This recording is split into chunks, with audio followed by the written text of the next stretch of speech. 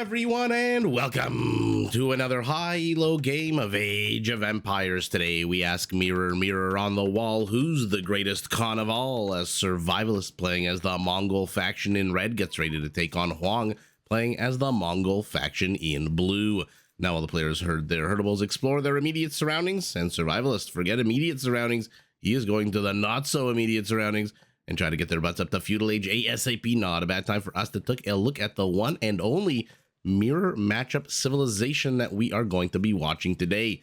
Now, the Mongols, an incredibly fast cavalry-centric civilization, as you can already tell, as the Gobble Gobble gets converted and very sassily walks around the map. Is Survivalist going to take it? Is he going to be a gentleman and send it back? No, he is taking the turkey. All right. Shenanigans already starting. As I mentioned, very fast cavalry-centric civilization. Their scout line units come with extra line of sight, which does help find and teeth those turkeys much better. Their cavalry archers fire faster. Their scout line units and steppe lancers come with progressively more HP, starting in Castle Age 20% and then 30 in Imperial. Turkey finds the relic. Turkey passes the relic. A couple of turkeys passing one another in the night. And their unique unit, the Mangadai, is a fast-firing, quick cavalry archer unit with an attack bonus against siege. Now, speaking of siege, as Survivalist mission accomplished, located the enemy, stole 200 food right from his very hungry mouth, heads home. Speaking of siege, Mongol siege units can be upgraded to move 50% faster so they can keep up with that lightning-fast army on the field of battle and to help support their Mongol military endeavors. Their hunters work 40% faster than usual, and their houses, of all things, can be upgraded so they don't lose population space if they ever get destroyed. And in a Mongol v Mongol fight, ooh, maybe we're going to get to see some houses get destroyed.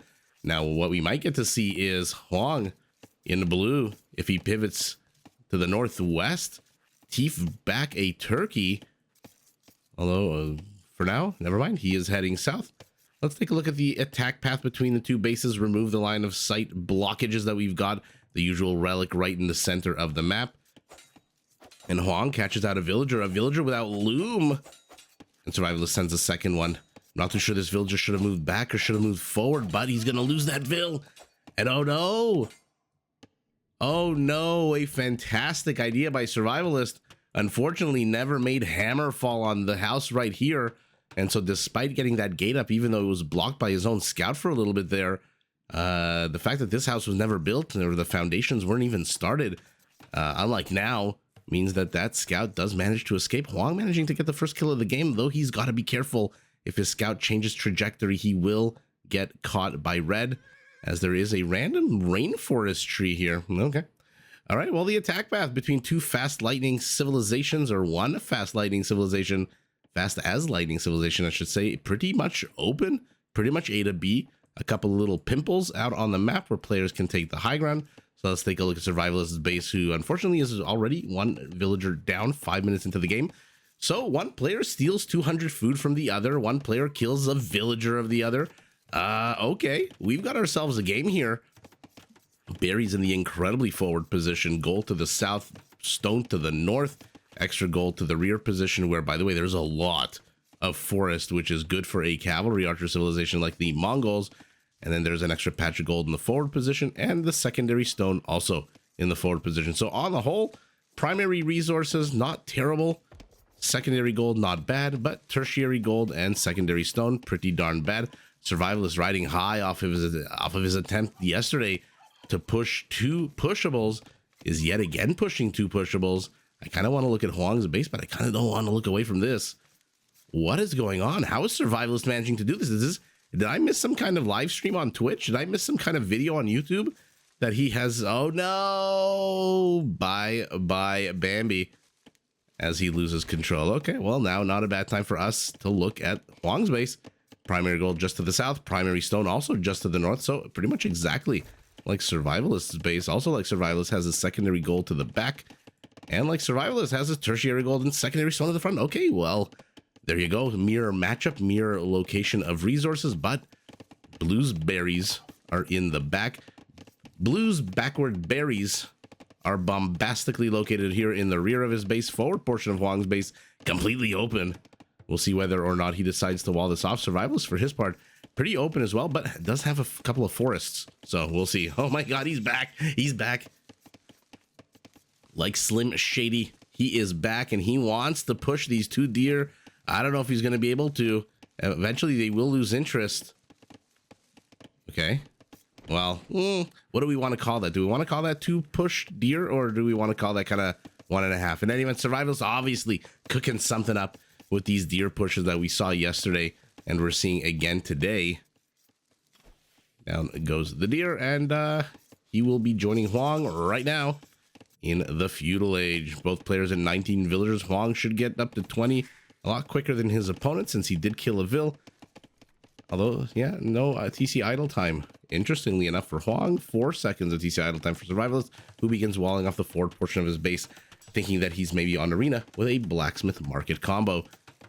For his part, Hoang, who's been in Feudal Age a bit longer than his opponent, nothing too crazy yet in terms of infrastructure, no wall offs just yet, no upgrades militarily, but plenty of economics, double bit axe and horse collar for our Mongol in blue. And I should point out, number one, I'm still kind of sick if you didn't notice from the voice, but mirror matchups, more importantly, I don't mind them. I actually like them a lot because unlike games where, viewers, man, if they're anything more fickle than an Age of Empires viewer, this was a Civ win, this is a Civ loss, blah, blah, blah.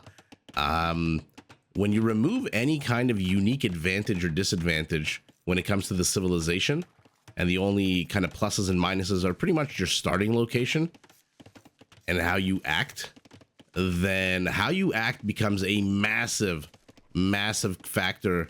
Ooh, an opportunity here for Hoang, and he misses it to trap Survivalist Scout, not seeing it, not paying attention because he is busy with the largest construction project that I've ever seen Hoang undertake. Are we watching Mr. Yo here?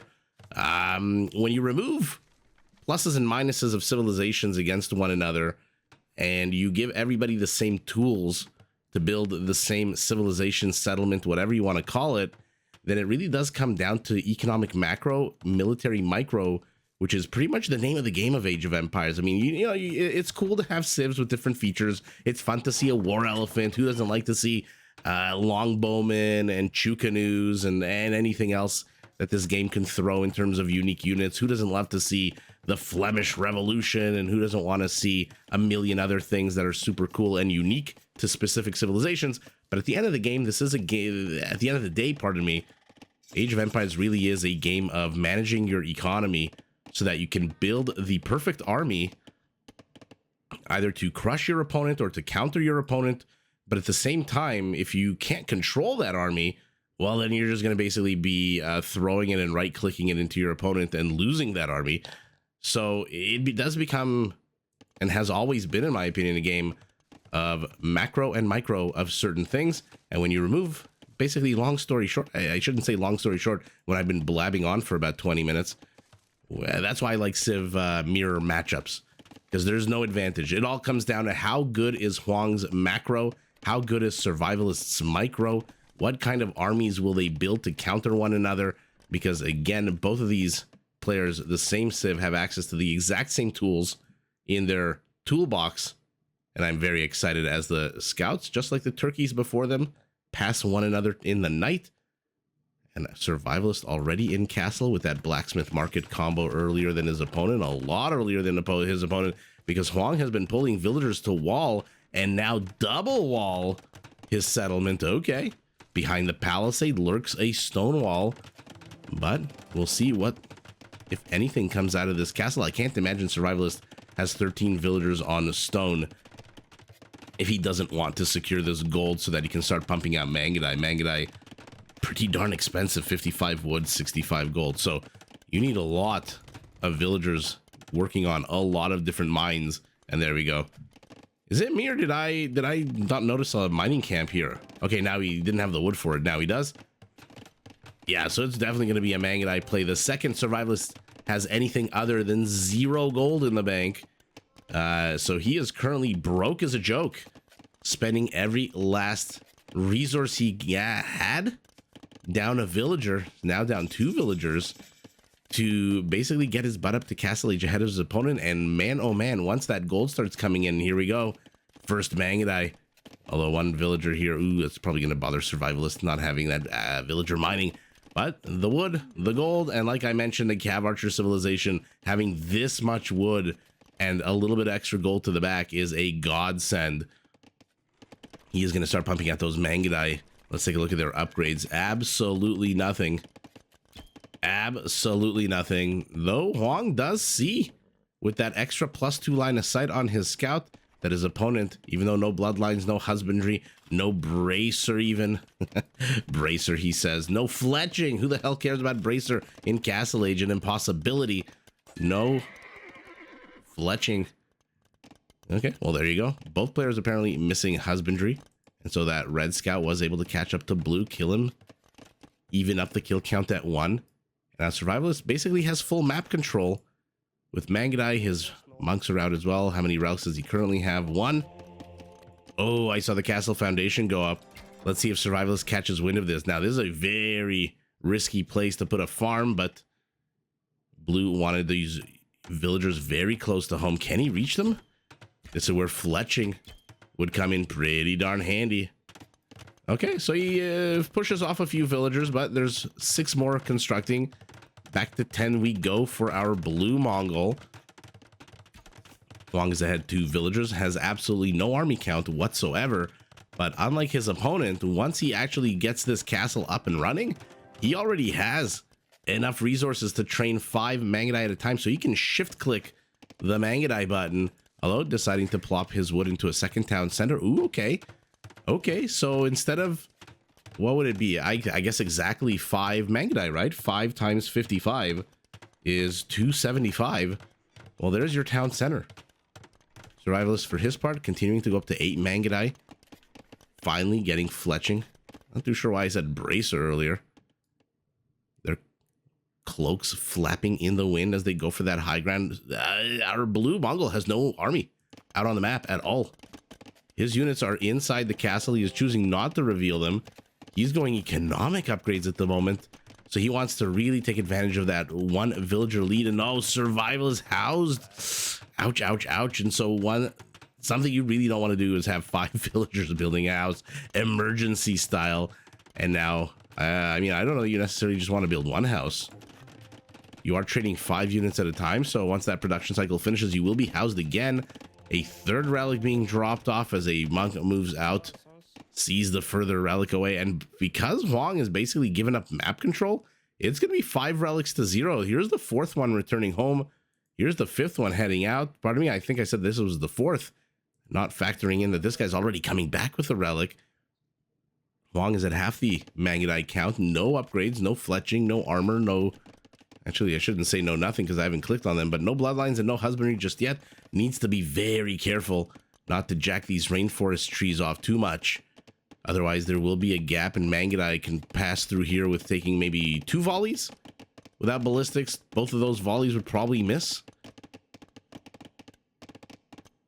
Both players not really doing too much at the moment, but building up their armies. So we are seeing an arms race. And we are here for when the Cold War turns hot. Okay, Mangudai take a little bit of HP damage. Villagers take a little bit of HP damage. Hoang, for his part, by the way, also has internal wood. Over here in this Australia shape, and over here in this, I don't even know what that is, a pile of tree shapes. So not quite as many forests to the rear as our red Mongol, but they are there to the rear. Now fletching as well, so upgrades are identical. Actually, I shouldn't say that. Let me click them and then we'll see if they're identical. Yeah, they are identical.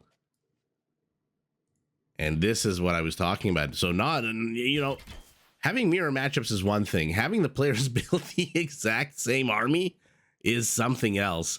A 3rd town center going up for Survivalist, who for a brief second there was ahead 1 villager. So let's see what the reallocation of villagers, because again, they're not only playing the same civ, they're building the exact same army with the exact same upgrades. Survivalist Wood Gold has 2210. Hoang has 1212. Okay, why does he have so many fewer villagers on wood?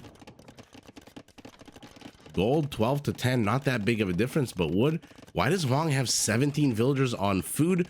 Maybe he wants to get his upgrades out a lot quicker than his opponent. Upgrades cost a lot of food. You're looking at 150 in terms of food. You're looking at a lot of armor, a lot of attack upgrades, causes a lot of food basically. And so I'm not actually asked the question and then answered it myself. Survivalist does have 12 villagers on food. He's ahead with Bodkin, but right as I say that, Blue completes Bodkin as well. Are we going to see ballistics here for our red Mongol?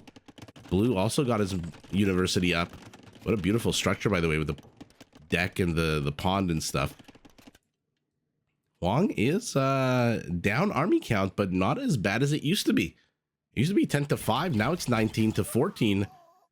Oh my goodness. Could this be any more of a mirror matchup? They fight. They each lose a single unit, but Survivalist has monks and he's got 5 relics. And so he's going to babysit his units here. He can take hit and run engagements all the live long day and just heal these units up. Fair, they're not Byzantine. Fair, they're not Teuton, so they're going to have to get right into the battle there. Another one of each. But, Survivalist is starting to take these battles. These skirmishes here. As Hoang pulls him into castle fire. Not too sure who killed that Mangudai. Whether it was a castle. I guess I could just click the castle, so it obviously was not the castle. Castle. Since it has 0 kills. But here we go. Retreats with them, heals them up. Potentially takes the high ground. Now Hoang is significantly outnumbered. Okay, kills the last vestige of a Dark Age military here with the 1 scout dying. That, I mean, that went pretty even. Look at the kill count. 12-11. If you ignore army, it's 12, civilian, it's 12-10. Okay, now while that was happening, were any upgrades researched? Yeah, Survivalist managed to get an armor upgrade. Still no Bloodlines Husbandry. Hoang, still no Bloodlines Husbandry. And no armor upgrades whatsoever. He is focusing on... Okay, his food is going into economic upgrades. He is ahead 1 farm upgrade. Survivalist, by the way, doesn't even have wheelbarrow. Hoang already has handcart. So not only... is he working with I shouldn't say not only, he's working with fewer villagers and fewer TCs, but his villagers are so much more efficient. Now, militarily, you might want to get a monk in here as well. I like what Survivalist is doing. Very, channeling his inner Hera. And here we go. Villager kill. First one for Survivalist. Gets revenge for that lost dead villager down here. Where was he? Somewhere here. And then he backs away to get healed up yet again by these monks. And this is where an upgrade like Bamaristan for the Saracens really comes in handy. Imagine just having a traveling monk. 5 tiles in each direction. Curing. Healing your units. 75 HP per minute. So a Mangudai would take, what, 45 seconds, 50 seconds to heal to maximum if it was on death's door with 1 HP. Also, outpost, and you got it. Another outpost. Survivalist is just going to make sure that anytime Hoang moves out, he will see him and he will catch them. I would absolutely love if, in addition to seeing and catching him, he would be able to catch up to him. I guess that's the same thing as catching him with husbandry. And there's the 22 villagers on food. Imperial Age for Blue, as he did just get bloodlines. He's also going for husbandry, and he's getting more armor upgrades. So Hoang is going to have a smaller, slightly smaller army on the whole. More Mangudai by 2, and they're going to be better upgraded. So he doesn't know what we know, which is that he should probably be taking a fight right now. He really needs to take a fight right now. He's going to be able to upgrade him to elite a lot quicker than Survivalist, who is adding a 4th town center. And now he's starting to add an archery range and a stable as well. Did he not have a stable this whole time? No wonder he doesn't have bloodlines or husbandry. Okay, well, there you go. Chemistry and Bracer. Now I guess I can mention Bracer for our blue Mongol. You gonna catch wind of this villager? Of course he is. Both players do have ballistics now, which means that villager is dead meat. Parthian tactics as well. Okay. We are going to just double down on Mangudai, and we are here for it. Who doesn't love to see this unit just flowing its way across the map? And there we go, Survivalist. Saw that he jacked his wood too hard. Left a gap. 2 more villagers are dead though, but what a bad way to discover that there's a castle here as it fires so many arrows onto your units. Castle full of Mangudai must add about a bajillion arrows. And down go the forward stone miners, but is blue in a bit of a corner here? Somebody take the high ground, please. Somebody take the high ground, please. Survivalist using the red phosphorus stacking trick. Hoang is just kind of running around. Okay. Okay. I feel like Hoang has the high ground here. And Survivalist must feel like that too, because he is backing away, and wow. Hoang takes the kill lead, but a lot of it is villagers. 22 military to 21 military, but 9 vill kills to 1. Survivalist is going to definitely need that 4th town center. Another Mangudai falls. He's going to go after the monks. He is going after the monks. Survivalist doesn't realize. Wow, that's 4 units for free right here. Somebody, please get herbal medicine if you're going to keep garrisoning your units. Mongols do get herbal medicine, right? Yeah, there it is. It is not an expensive upgrade. More villagers are dying. Survivalist is just starting to lose vills here and there. Way too many. Hoang says, hey, good idea. You know what? I like mining stone to the front here. So I'm going to take it. Your idea. I'm going to take my secondary stone with a lot of villagers. But what is he going to do? Elite Mangudai for him. Survivalist in the meantime. Oh, catches out a trap. That is fantastic. Get there for our Mongol in red, whose TC to the north is now under attack. Not too sure they can reach these villagers. This is a fairly medium-sized forest here. 22 Mangudai for red, 26 for blue. But again, blue's Mangudais are just so much more upgraded. But numbers also mean something in this game, and 3 of them get caught out by the skin of his teeth. Both now have bloodlines. Both now have husbandry. Red is not elite. He will have Parthian tactics in a second. There we go. But he is missing the final and ultimate armor upgrade. And he's now also going to discover that there's a castle here as Hoang brings 3 more trebs forward. There's a 4th somewhere wheeling its way slowly. Unless it's already here. No, this is just 3. Okay. A pair of blocking houses. I see your castle and raise you 2 houses, says Survivalist. I love that Hoang's trebs are on the high ground here. Absolutely epic. And it is looking pretty darn scary for our Mongol in red, who needs to complete... Oh, no, he's not researching the elite upgrade here. He's researching it in his OG castle back home. What's happening here? An outpost is under attack. And the center castle will fall. Okay. So now you've got a 3 castle Mongol. Oh, another unit wasted. 3 castle Mongol versus a 1 castle Mongol. 2 castle Mongol, where both players are just going pure Mangudai. Somehow those arrows missed, even though it looked like the blue Mangudai were moving in a real straight line there.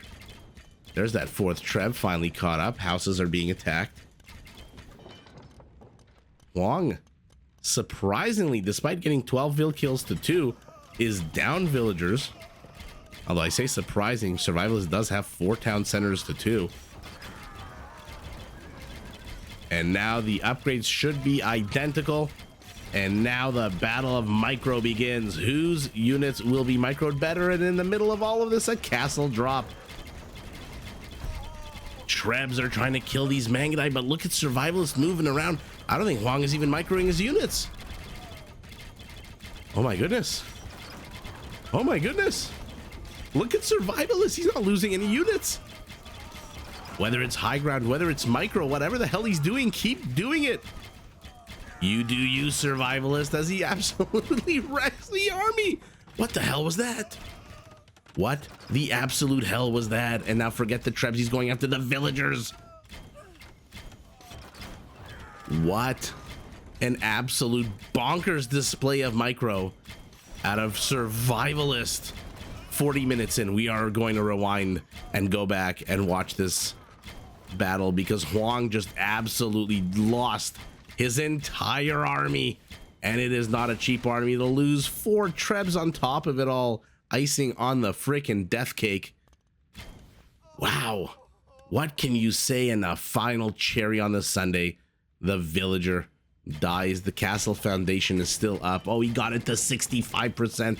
Another pack of rabid baker's dozen Mangudai come out. I mean, at some point, you'd like to think Survivalist is going to have a Treb of his own. Yeah, he's training 2 of them, hoardings for his castle. Now he's going to add some light cavalry as well, so he can dive bomb into castle territory and not be too afraid. Wow, I cannot get over that battle. 40 minutes in, we are going to look at that again. I want to see who started out with what units, what was their HP. We know the units are identical, the upgrade's the same.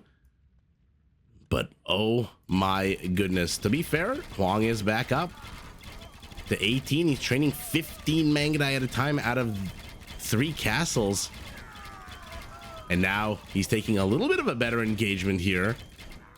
Some of his Mangudai, the flanking ones, look like they are on the high ground, but numbers prevail yet again. Survivalist, though, he's been knocked down to 11 Mangudai. Hoang has 9 going up to 19. Survivalist has 12 going up to 14. So if Hoang can just avoid losing these straggler Mangudai here and there, he should be able to rebuild his military. The Horde. And another castle. Forget the one in the forward position. I want to lame your gold, says our blue Mongol, as now his castle comes under attack. Treb's definitely this one on the high ground. This one possibly equal ground. Villagers getting sniped, and now it's Hoang's turn to show us a display of micro as a couple of distractionary Mangudai explore what it means to live and die on Arabia, but they get ignored basically by Survivalist, who just attacks the ones behind them who are attacking him.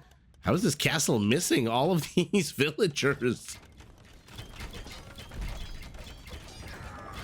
Center castle for blue will fall. He's got nothing here to kill those Trebs. Yeah.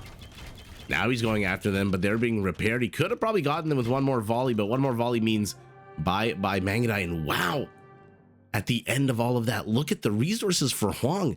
He must be frustrated as hell. 127 kills to 83 villager kills, pretty identical, but no relics. And that battle here 6 minutes ago was just, I guess, the straws that broke the camel's back. Well, we didn't get to see a single camel this game. Wow. Let's take a look at the numbers. Survivalist with 36 fewer Mangudai, managing to pull off a W.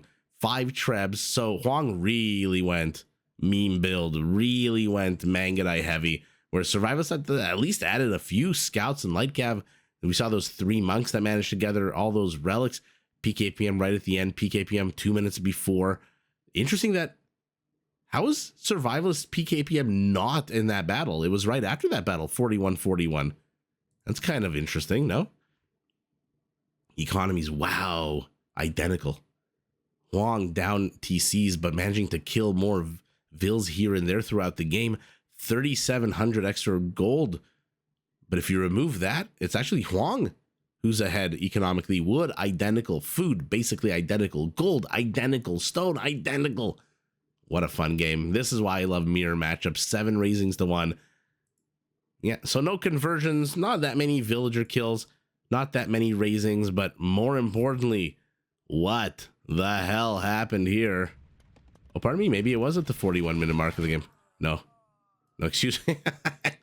I'm of course looking at the wrong part of the freaking map, because that's what I do. All right. So here we go. 40. I knew it was exactly at 40 minutes. Let's get rid of the dead Mangudai. We've got 29 Mangudai to 35. Survivalist on the high ground. Upgrade wise, 12, 4 pierce armor, 7 range. Both have bloodlines, both have husbandry. So let's see what the actual hell happened here. Oh, pardon me, even more if you factor in reinforcements for blue. What about red? I don't see any reinforcements coming in for red. Well, it is what it is. Let's see what the hell happened here. Okay, Survivalist immediately picks off 3-4 Mangudai. Loses only 2 of his own. Thank you, high ground. And now he's moving, firing. Now, if this castle had gone up and blocked him, maybe he could have gotten stuck and killed, but he just runs right over the foundation. Okay, moves a little bit too far, takes castle fire. And now we're halfway through the battle, and what do the numbers look like? 19 to 12. Yeah, he's evened it up so much. Look at his Mangudai. They're almost at full health, except the one to the back. I don't know if this is intentional or if this is just by fluke that the weakest Mangudai is to the back. But Hoang's Mangudai, there's a bunch of them with like 20% of their HP down, whereas Survivalists are basically all full health.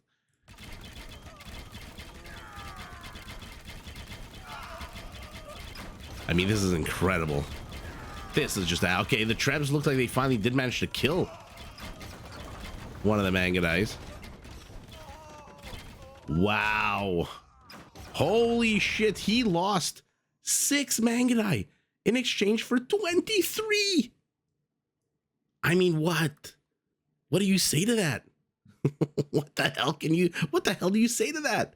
Except what an incredible display of micro. I know there's people who have commented that micro is ruining the game, but whether it is or not, I don't care. This was just an absolute banger of a last battle. Although, yeah, last battle, not really. Kind of heading towards the last battle. And they did manage to get a kill. Okay, so they did kill one Mangudai, probably one of these saddles that we see disappearing into the grass. But, and by the way, Survivalist is not done. And now he's going for villagers. And now he's just picking, like he's picking flowers at a garden. Look at this. Just one after the other. The one on the left, and then this guy, now this guy, now this guy, now this guy. Even this poor bastard. Oh my goodness. Survivalist with this incredible battle, this incredible, I mean, this has to be psychologically damaging for Hoang. And so 4 minutes later, he taps out, and the mirror matchup goes to Survivalist. He is Ogadai. He takes over the Great Khan's empire and becomes the next Genghis Khan in this particular matchup. But GG in a wonderful game to both players. Did you enjoy this video? Check out these other clips and make sure to subscribe and enable notifications so that you're notified of my latest uploads.